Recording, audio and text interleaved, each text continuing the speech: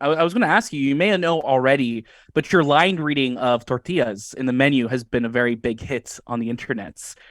Did you anticipate that being one of the most iconic scenes of last year? Can you explain to me why? I don't, Internet is mysterious. I Yeah. really don't know. I mean, We I don't knew the question line it. was funny when I read it, but yeah, I shouldn't question. I'll just go with it. Hello, Hong. How are you? Hi, I'm good. Wow, two for the price of one. Okay. Yes, Exactly. that's our name. Thank you so much for sharing your time with us on the movie podcast today. Of course. Congratulations also on your Academy Award nomination. We absolutely adore you, and your performance in The Whale and The Menu are really some of the best of last year. Oh, thank you. Yeah, they were two very different projects, so I got really lucky getting to um, just really create and play in two very different worlds. Both great projects, but yeah, very different. Yeah, very Absolutely. different. I was going to ask you, you may know already, but your line reading of Tortillas in the menu has been a very big hit on the internets. Did you anticipate that being one of the most iconic scenes of last year? Can you explain to me why? I don't, Internet is mysterious. I Yeah. really don't know. I mean, We I don't knew the question line it. was funny when I read it, but yeah, I shouldn't question. I'll just go with it. No, it was lovely to see. So we're very thankful for it. It's brought us a lot of joy this year. Glad. In the night agent, you played Diane Farr, who is the White House chief of staff and someone who will do whatever it takes to keep the country safe. Did you enjoy getting to play a character whose morality can be very ambiguous? Yes, but I think anybody who works in politics, you could say that about, right? Because I Mhm. think if you're a successful politician, it means that you are really good at wheeling and dealing and problem solving and maybe even bending the truth a little bit on any given day. So I think there are so many characters on our show who you're not quite sure what to think of because it's about survival and getting and winning, right? About your Absolutely. team winning and getting your agenda accomplished. So it was really fun to get to play. I had never worked in this genre before, this in political thrillers, even though I enjoy watching them myself. I had just never had an opportunity to play in this world. I was also a fan of Sean Ryan, all of his previous shows. So I wanted to work with him and see what it was like to be in one of his shows. I read the book prior to joining so that I could see what the scope of the show was. But Sean really veered from the book, I think, and I asked him what he wanted to do, like why this show and what did he want to say with it. And Mhm.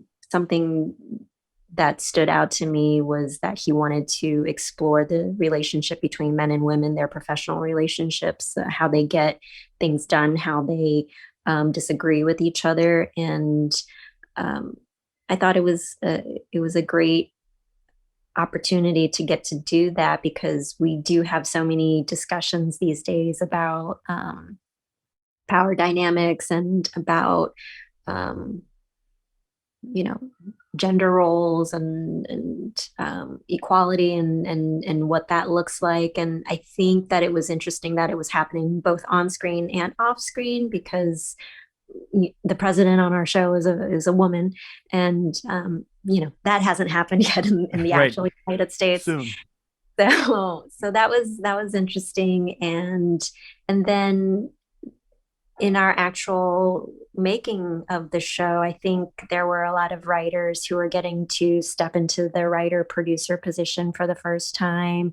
It was a big learning experience for them, and it's always nice to be in that environment when people don't take it for granted and they're learning as they go. So obviously there Definitely. are mistakes that are being made, but I think that Mhm. when we're having this whole conversation about giving people opportunities um, and having some sort of goodwill to a newer generation of storytellers who are coming up. I think it was really nice for Sean Ryan, who has obviously had so much success and has had such a great track record of doing shows. I thought it was really nice that he was actively trying to participate in that. And of course, our two leads, it's their first big show, lining it, and that's also really fun to get to be a part of that when nobody's been jaded and they haven't been doing this for 50 years. So it was a nice environment and energy to be around. Absolutely. And we absolutely loved the silver fox look that you went with as well. So we want to thank you so much for your time today, Hong. All the best, and we hope to talk again soon. Thank you. Take care. I love her so much. So really quick fun story is that she shot a show called Siren for a long time. And that filmed in Vancouver, where I'm from, where we also shot The Night Agent. And we met once a few years ago on a plane as we were flying to Comic-Con. Her for Siren and me for the show called Impulse that I have a deep passion for. And we met on a plane. We had one little interaction because we had a mutual friend. And I just remember I spoke to her for maybe 30 seconds. But I was like, if I could talk to her for longer, I would make her my best friend. I was just like, she has such a beautiful, warm energy about her as a human. She's such a kind, special person. And honestly, that's chemistry that we have together was just kind of immediate. So it was fun every day to work with her. I'm so glad I got to go on that journey with her. And we really are truly great friends. So I saw her last night at the screening, but we had tea the other day. It was fun. All I can tell you. And she's definitely a friend for life that I've gained from the show. And I'm very grateful.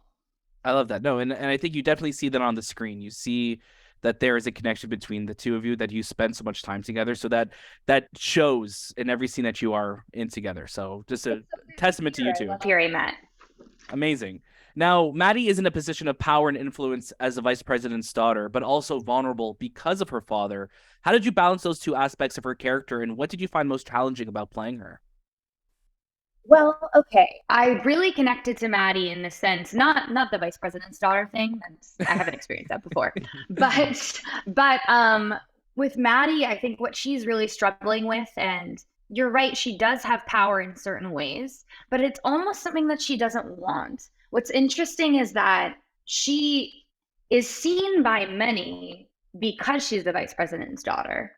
But how she's feeling is that nobody really sees her for her. And that's really what she's looking for from anyone, but also in herself. I think she's feeling a little lost. And so what happens in the show is somebody does see her. And unfortunately for her, when that happens, it sets her off on this journey that she did not sign up for.